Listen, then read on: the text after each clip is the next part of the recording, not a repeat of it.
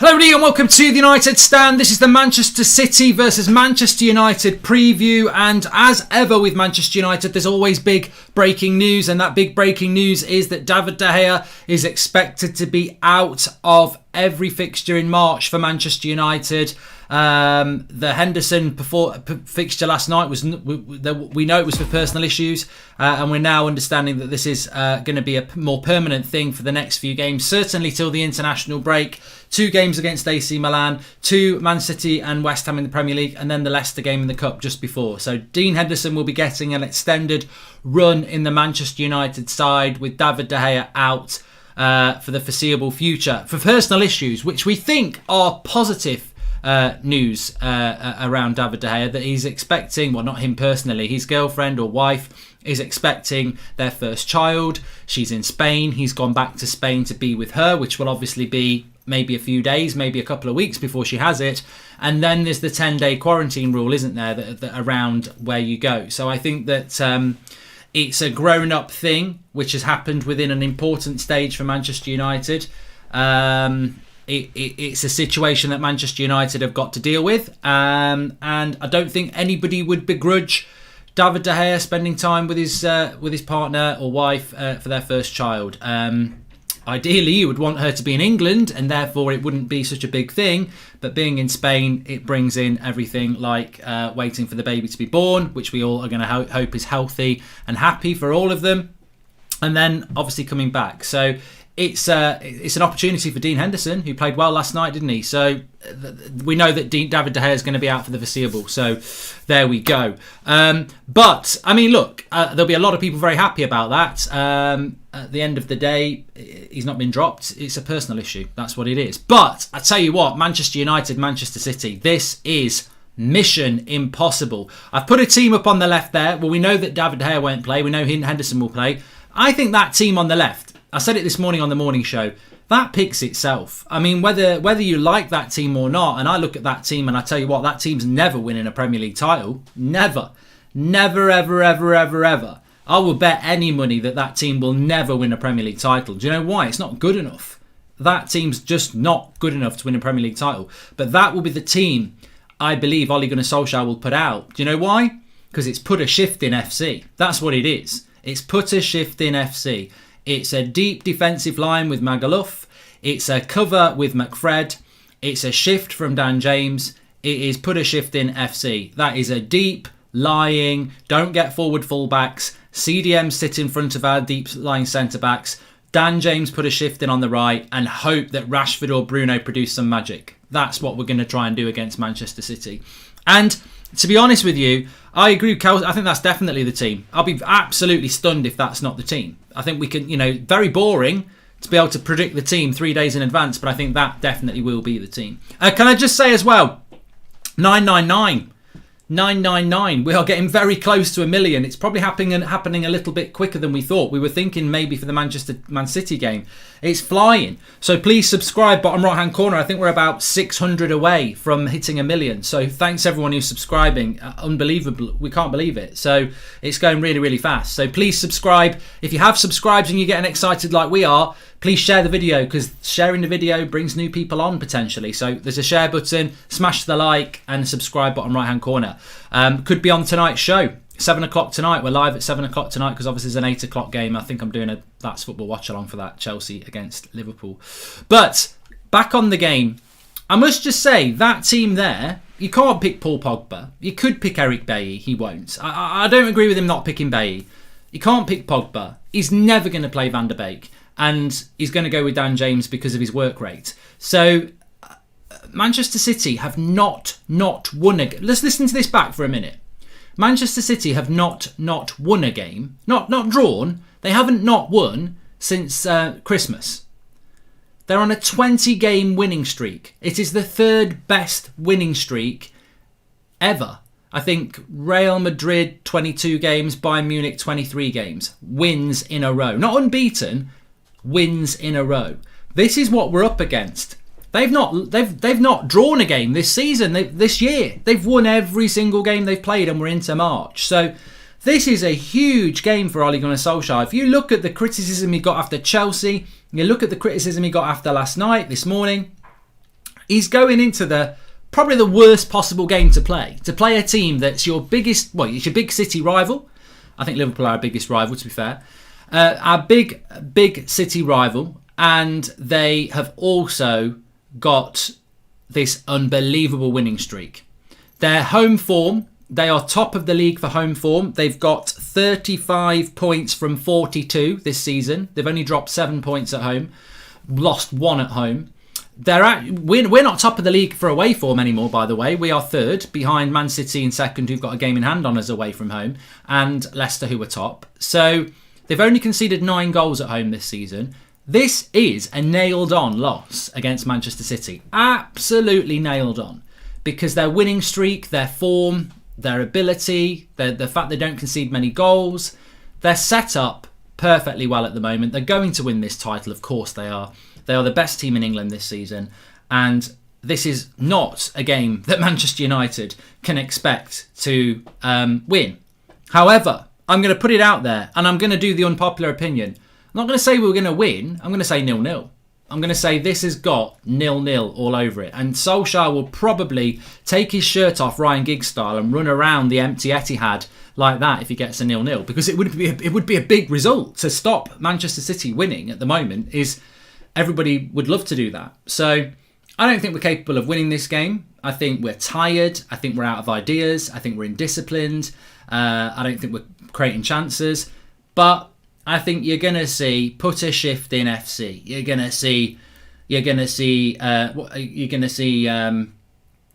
Scooby-Doo and Fred and Scrappy-Doo. You're gonna see Maguire and Lindelof, and you're gonna see fullbacks not getting forward, and you're gonna see shift from Dan James on the right. And I think we're just gonna see a domination of possession from Manchester City and United just holding back the tide, and I think it will be 0-0. I'd love to win. I would love us to win. Look, if we could, I almost feel like Solskjaer's got the biggest job. Every game's his biggest game ever, isn't it? But this is mission impossible. Nobody's expecting him to win.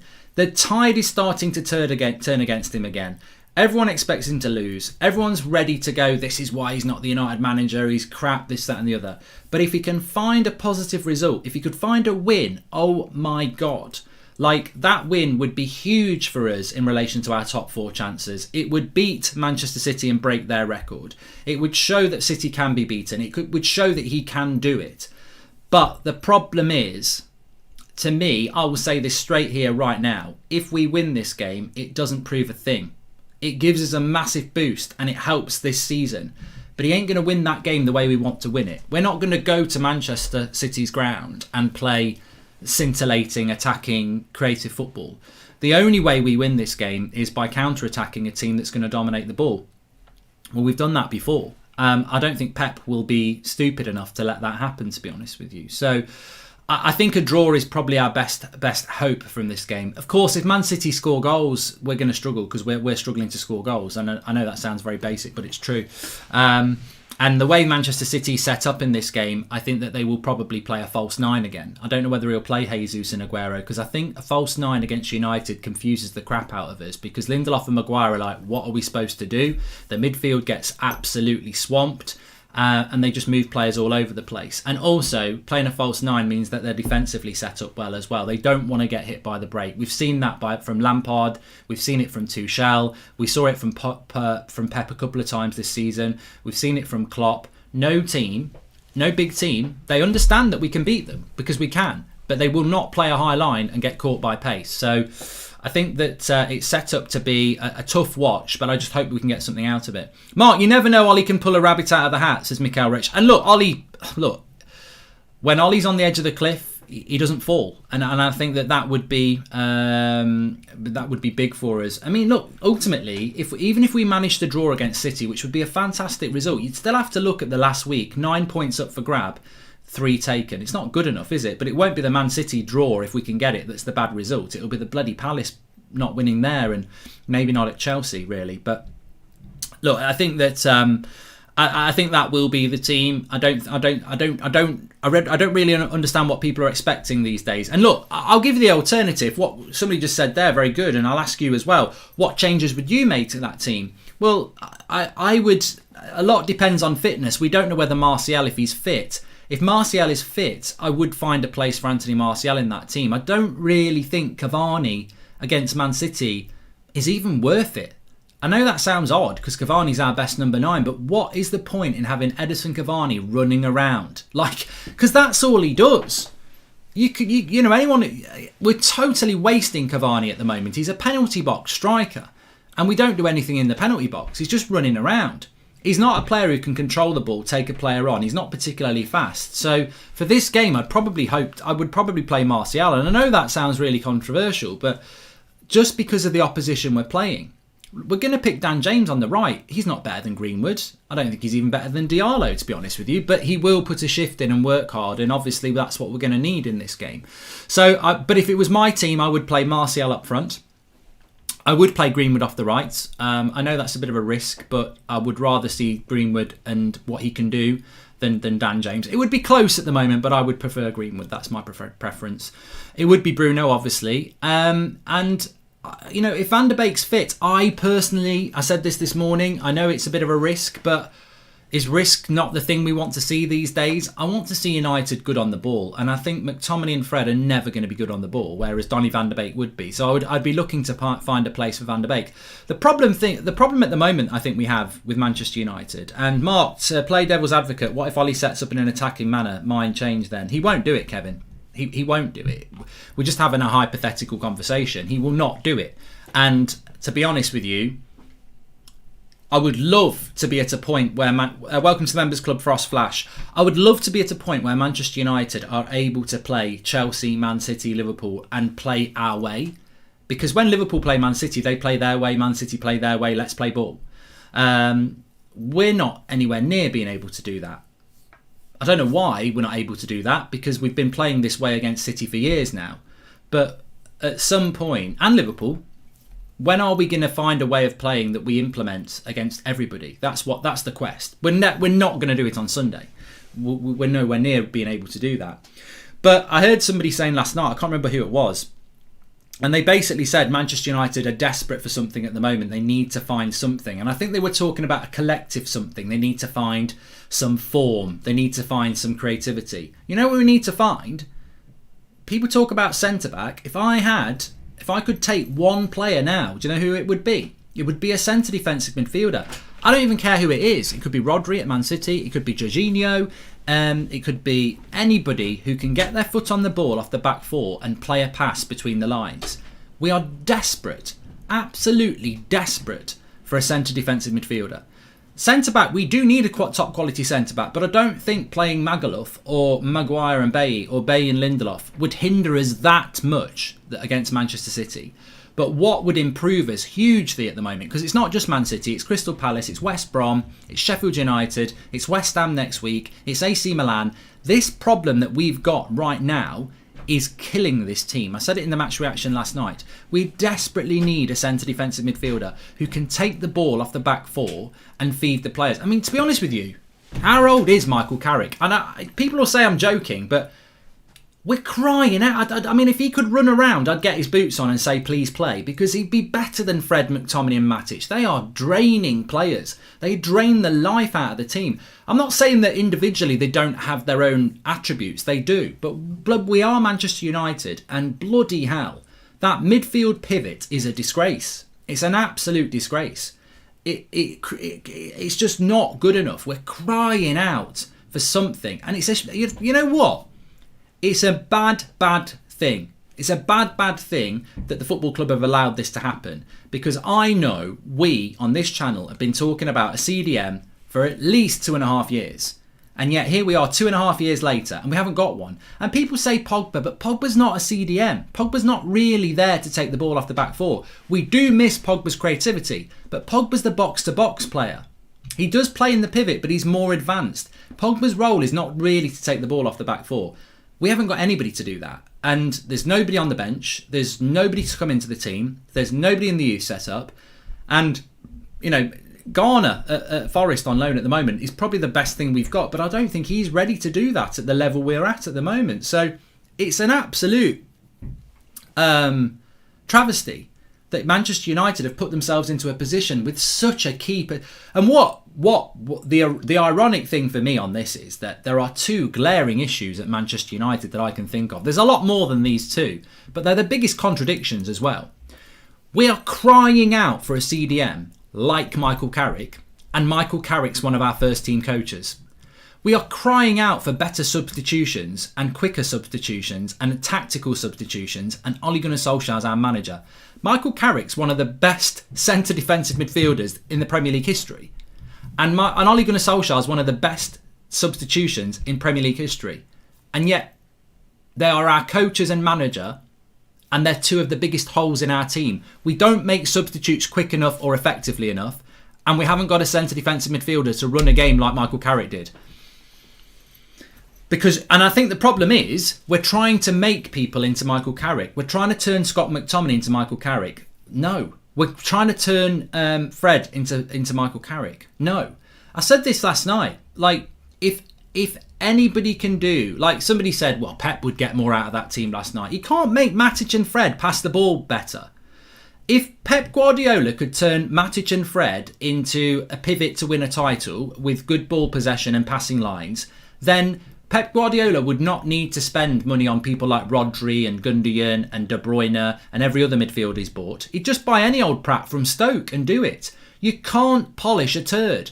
And the reality is, you cannot turn Fred into Michael Carrick or McTominay into Michael Carrick, because Michael Carrick was one of the best Premier League players at that position. You've got to buy the quality to do it. And we haven't got that quality in that position. And it's a bad thing. It's a bad thing, because I don't know what United are playing at in that position. I think they genuinely thought they could turn people like Fred and McTominay into top-class CDMs. You can't do that. That's the whole beauty of talent. If you could turn anything into anything, there'd be no such thing as Ronaldo and Messi. The point is, we have these superstar footballers because they're brilliant at what they do. You've got to get the quality in. And United have let that position go to seed. And it's almost been the underrated position, because people go, we need a right winger, we need a centre-back. But to be fair, on this channel, for a long time, CDM has been a big issue that just seems to be ignored by Manchester United. Tellez in left midfield and Rashford up top. The game is all about the Bruno ball over the top for Rashford or in behind the full-back for James, says Just Me. Exactly, I think we've got to get pace, which is why I wouldn't play Cavani.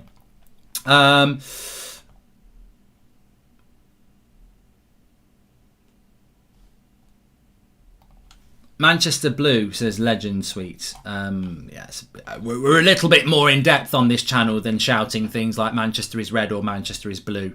CBeebies is on 24 hours if you want to get on there. City will wipe the floor with United and keep a clean sheet, says Cave. And we must hire in Ten Hag. He's one of the bravest managers and tactically very good. Well, a manager change is not going to help us in a Manchester City versus Manchester United preview, is it? So, let's get on with the show a little bit. Michael Carrick is so average, boring, and got nothing. Oh, God.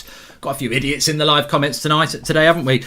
Please subscribe, by the way, bottom right hand corner. I'll have a check how we're doing at the moment. 999 is very exciting. We're getting closer to 1 million, so please subscribe, bottom right hand corner, and share the video.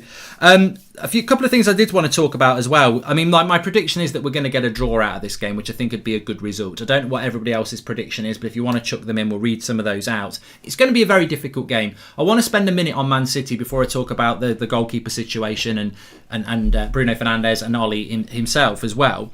But look, I do want to say that Manchester City, regardless of, I don't care if we beat Palace 4-0 last night, if we beat Chelsea 4-0 at the weekend. Whatever situation United are in, this game's a bloody nightmare for us. It is. It doesn't matter how well we're playing or how bad we're playing. This is a bad game for us to play. And I think that you've got to acknowledge Manchester City this season. I personally don't think Man City were that good up until Christmas. I think they were very average. They were. I think Liverpool were better than them up until Christmas. But their form since Christmas has been stunning. Look, the media is idiotic. We've seen how stupid the media is about Manchester United players, the bias, the ridiculous comments they come out with. It's a farce. You will hear things like, this is the best Premier League side ever. It's not. It's just that the media cannot remove their head from their arse. It has to be better than any other time before. Whether it's 6 months ago, a year ago, 20 years ago, now always has to be the best time to be alive. And that's what the football media is always about. Man City Centurions were the best team ever a couple of years ago. Then it was Liverpool last year were the best team ever. Now it's Man City. So this is not even the best Man City side ever. They're very, very, very effective. They don't concede goals.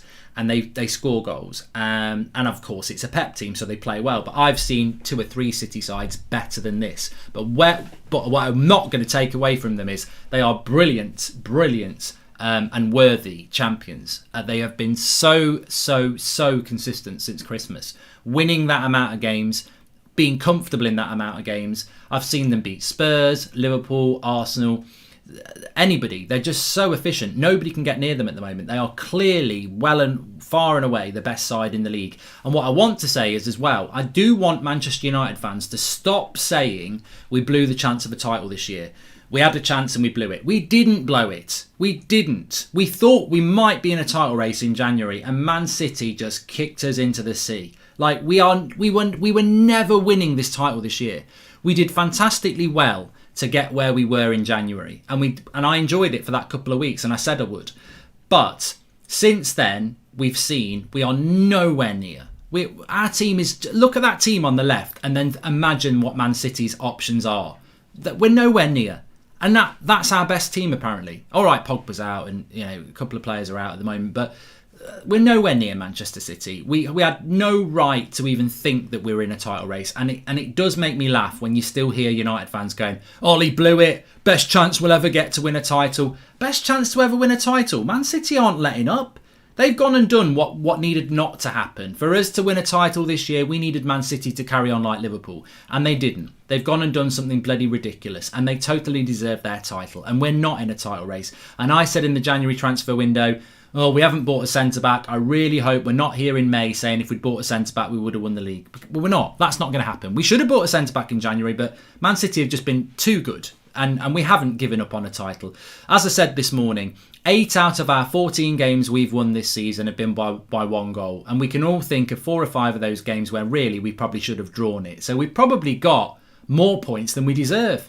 So how can we be in a title race when Man City are already however many points ahead of us, and we've probably got 7 or 8 points that we probably shouldn't even have because they should have been draws. So we're not in a title race. We never were in a title race, and we've not bottled a title race. And I think we need to accept that. We're in a race for top 4, and it probably won't be second the way we're going at the moment if we're not careful. But Man City are fantastic.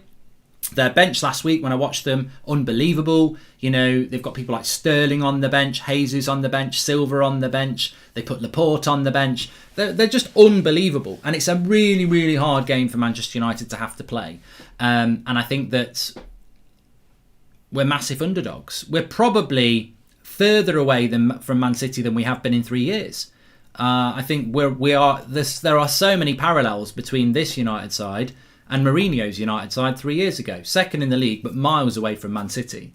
And we're heading into the same summer as well, where the club will probably celebrate getting top 4, but we're so far off Man City. And I think history will strike twice. Lightning will strike twice. I think if we do get top 4, even if we get second, another club behind us will do what Liverpool did 3 years ago. They'll spend well, we won't spend. We'll get ambushed by clubs behind us, and then Ollie will be out of his job by Christmas. I think history is going to repeat itself, unfortunately. But let's not underestimate Manchester City. I think they've been absolutely fantastic, and I think it's going to be a very hard game, and it's going to be a very difficult watch because we already know we're not going to have much of the ball, are we? We're 400 subscribers away from 1 million, so please subscribe. Bottom right-hand corner, we're getting closer and closer and closer. And if you have subscribed, smash a like on the video and click the share button because it shares the video out and more people will come in, hopefully. But I want to just talk about Bruno very, very quickly. I saw some quote, I think it was Lee Sharp on some Ladbrokes thing, saying that apart from penalties, he's not really done anything. And I thought, well, this is a player that I quite liked as a Manchester United player, but it just goes to show that fan opinion isn't worth the paper it's written on a lot of the time, is it? Because sometimes it's brilliant and sometimes it's hit and miss. And I think that with Bruno Fernandes at the moment, it's a little bit like Martial, but not to that extreme. Bruno's probably my favourite player at Manchester United.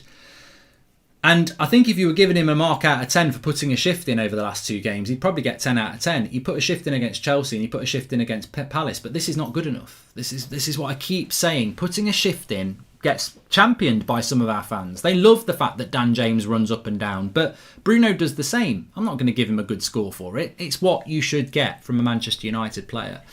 I think the problem with United, and I think Ricky said it many months ago, is that our wingers don't know how to defend and they don't know how to press. And they don't.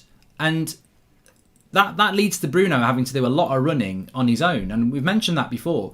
He's also got 2 midfielders behind him who don't know how to pass to him. So he's almost set up to fail, Bruno. Having said that, he is still getting enough of the ball that I would expect him to do something with it. He's just not playing very well at the moment. And I think what people don't realise is that these players are not robots. He's on course to be Player of the Year, but at the moment, that could fall away from him. There's frustration at this team. There's frustration at his individual form, and it's very, very clear that Bruno at the moment is running on empty in relation to probably exhaustion from the amount of games he plays, but frustration as well. And it's very difficult to see how Bruno's form is going to improve when everybody... He reminds me of Paul Pogba, probably under Mourinho, when and Ollie at the start before Bruno came in, where every opposition knows that that's the play you've got to just keep quiet, and teams know, and it's very obvious, if you keep Bruno quiet, Manchester United are screwed because they've got no creativity from the midfield and they've got no creativity to get to any other player. So if you keep Bruno quiet, he's screwed. And Bruno desperately needs Pogba. And Pogba desperately needs Bruno. I think they both play better when they were both in the same team together. And obviously we don't have Pogba at the moment. We haven't blooded Donny. I know he's injured at the moment, but he hasn't been used properly, so he's not even ready if we need him. And there's a massive onus on Bruno at the moment. So Bruno has got my sympathies. I would never criticise Bruno because he's my favourite player. And I think he's a fantastic player. And I think he'd be a fantastic player for Real Madrid, Barcelona, Juventus, Bayern Munich, Manchester City. I think all of these teams would use Bruno Fernandes. I think he is on that level. At the moment, though, he's been suffocated like many players do. And I remember Paul Robinson, one of our moderators, saying it probably within a month of Bruno signing. He said, I wonder how long it's going to be before we suck the life out of this player. And it's probably been a little bit longer than maybe Paul was thinking because, you know, he's been fantastic for a year.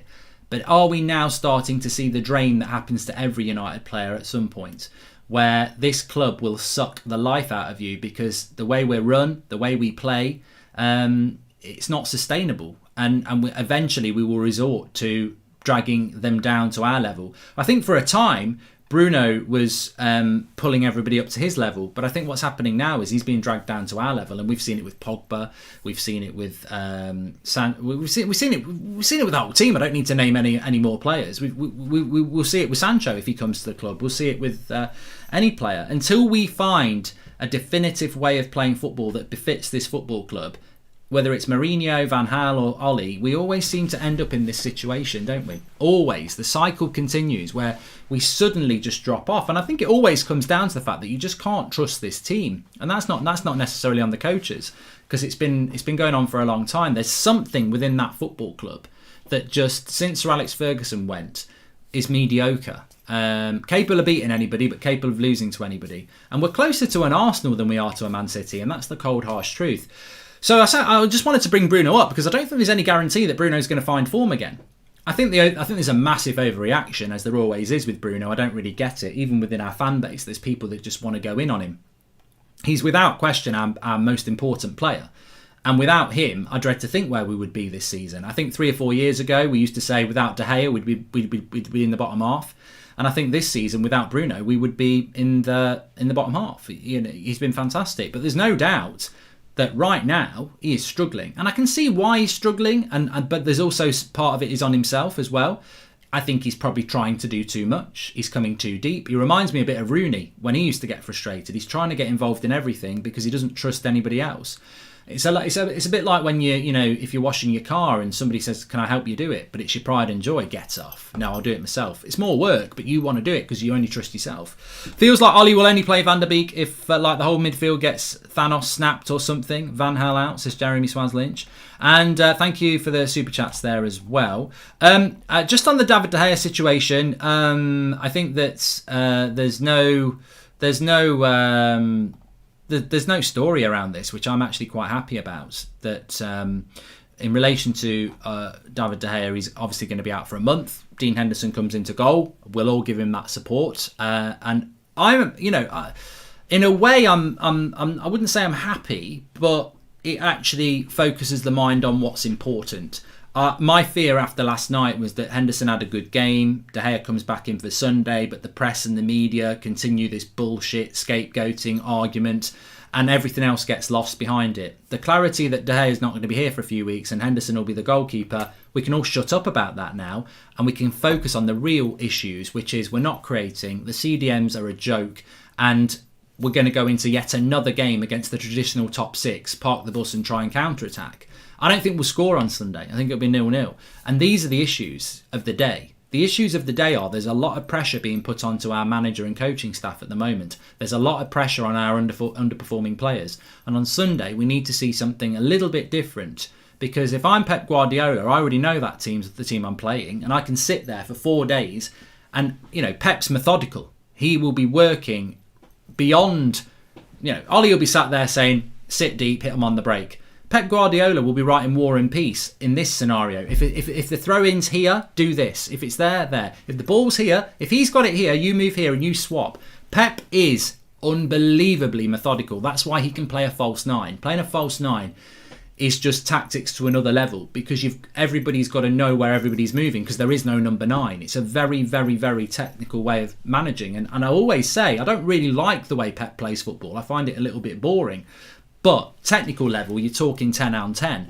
Counter-attacking football is 1 out of 10. Anybody can play counter-attacking football. You just sit deep, hit the ball quick and run after it. But the way Pep plays, and he knows how we're going to play. And I'll be stunned if we don't pick that team, and I'll be stunned if we don't play counter-attacking. Somebody said we might play a back 5. We could do. We haven't done it all season. It would be a big risk to do that. Hi, Mark. I was doing a research about Man City and I realised their medical team have a say in player rotation. I don't think this is something we do at United and it's starting to show in the players' form, says Life of Young. Thanks for some super chat there, Life of Young 6. It's a good point. We've overplayed Rashford, we've overplayed Bruno, we've overplayed Maguire. I think Luke Shaw's had a bit of a break. Wan-Bissaka's probably been overplayed as well. We do overplay players, and I think that's a naivety of our inexperienced coaches as well. I was talking to somebody about this, funnily enough, at lunchtime, and they were saying, you were talking this morning about how Ollie continually overplays players. Why do you think it is? And when we were having a chat, I said, to be honest with you, I think it's just another facet of being inexperienced because he has to keep winning. He has to keep getting the results. It's like the end of last season. He kept picking the same team. An experienced coach will rotate and trust and build players in, but I don't feel he feels he can do that because it's like he's always got to get a result. But then that inexperience and naivety to keep doing that then costs you anyway because you blast out your first team and then they don't get your results anyway. If Hendo comes good, do you sell De Gea? Says Chronic. Thank you, Chronic. I was waiting for somebody to say something. Latest update on the Lukaku situation. Hadrian, I'm ignoring this Lukaku situation. I think it's such a non-story and so many people are talking about it. Basically, Inter Milan have missed a payment, so we want Lautaro Martinez. I mean, how does that even work? I just think it's such a dead-in-the-water story. I really do. Apparently, we're 400 subscribers away from 1 million subscribers. This is turning into being quite a big thing for the United Stand community. These next couple of shows could be quite big, so please subscribe, bottom right-hand corner. Just on the David De Gea selling thing, I'm more than happy to talk about it towards the end of the video. If we sell David De Gea, all I would say to you is, how do you sell David De Gea? If Dean Henderson does really well over the next few weeks and De Gea comes back and Ollie says, Dean's my number 1, David, that's, from a footballing sense, you can't argue with that.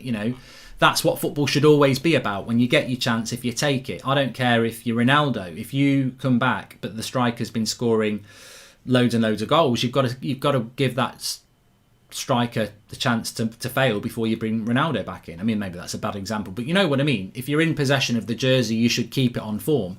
So maybe Henderson does well over the next few weeks, David De Gea comes back and Ollie says you're out. Well, of course everyone will be saying then that United are going to sell De Gea, but again, I just find, this is what I love about the United Stand, is that the people actually think things through. They do their own research. And the point I want to make is that how do you sell David De Gea? It's a rhetorical question. How do you sell David De Gea? Because I'll paint the picture and then you try and sell it. And that picture is £18 million a year, reportedly, is the wages of David De Gea. He's got 3.5 years left on his contract.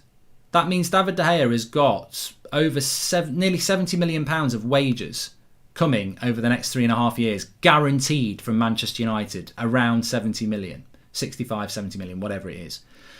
If United said to David, we're going with Dean Henderson, and David De Gea says, fine, I've got nearly 60, 70 million coming to me, you're going to pay me off? No, we're going to sell you. Okay, I really want to sit back and see how this is going to work. You're going to let me go for free? No, we want 40 million.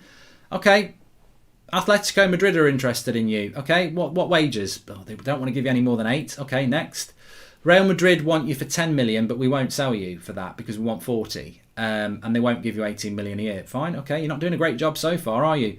Anybody else? China? Piss off. So the problem Manchester United have got with David De Gea is to let him go. To go with Dean Henderson will cost us a massive amount of money. We'll have to forego a transfer fee because for somebody to take David De Gea, they'll have to pay his wages. And to pay his wages, you ain't going to pay a transfer fee. And I still think even then, they wouldn't be willing to do that. So United have backed David De Gea more than they've backed financially.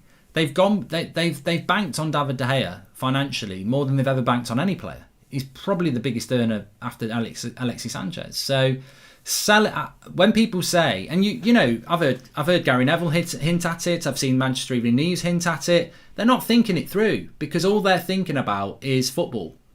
Football's more than that now. You can't just say sell that player and play that player. Because there's a year and a half ago, Manchester United went balls deep, to be blunt, on the David De Gea deal and committed huge amounts of money for it. You can't, in a year and a half later, say, oh, we've got a new goalkeeper now, you're off, without taking a huge hit. Well, we're a club that can't afford to buy the players that we need to improve our team. So how can we afford to write that money off without it having a massive, massive impact on us? So you've got to think about that. You might want Dean Henderson, and in 6 weeks, we might all want Dean Henderson. But Manchester United would have a huge, huge financial issue. Please don't sell De Gea, says EBS. And Hendo behind your criminal defence versus the Wolves of City. Can't wait to see who press blame after City batterers better than some fish and chips, says Gabriel Noel. I've got a feeling we're going to get a result, Gabriel. I've got a feeling we're going to get a result. And Shane says, I've been here since 5,000 subscribers. It's so exciting. It's so exciting. We're 350 subscribers away. We might hit it tonight. All I would say is smash a like on the video if you want us to hit it. And share the video if you have subscribed. And if you haven't subscribed, bottom right-hand corner. And we will be back at 7 o'clock tonight. But I'm going to go with Manchester United getting a draw against Manchester City. I think I'm going to be in the minority on this one, but we will see. Back at 7 o'clock tonight. Subscribe, share the video, and I'll see you then. Thanks for watching. I'm not doing FIFA career mode today, by the way. If anyone wants to know, I'm not doing it because I'm doing a watch along tonight for Chelsea Liverpool at 8 o'clock. So sorry about that. It's back tomorrow.